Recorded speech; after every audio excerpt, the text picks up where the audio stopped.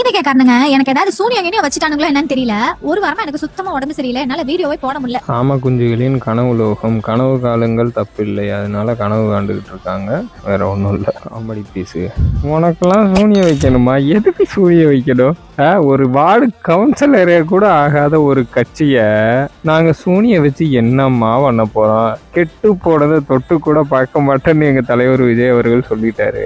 எல்லாம் கழுவி ஊற்றுனாங்க. உங்களைய பார்த்து எதுக்கு பயம்னு கேட்குறேன். என்னமோ சொல்லுவாங்களாமா, பூனை கண்ணை மூடிடுச்சுன்னா பூலோகமே இருண்டு போச்சாமா. அந்த கதையா இருக்குது உங்க கதையெல்லாம். கோட்டையெல்லாம் சூனியம் வச்சு நீ இது பண்றது என்ன? நீ அப்படி பண்ணிட்ட? விஜய் இதை பண்ணிட்டாரு, விஜய் அதை பண்ணிட்டாரு, எதுக்கு எடுத்தாலும் ஒப்பாரிதான் வச்சுக்கிட்டு இருக்கீங்க. நீங்க எல்லாம் இன்னும் கதறணும்னு நினைச்சிட்டு இருக்கோம். உண்மையை சொல்லணும்னா டிஎம்கேவை பார்த்து கூட பயம் இருந்துச்சு ஆட்சிக்கு முன்னாடி.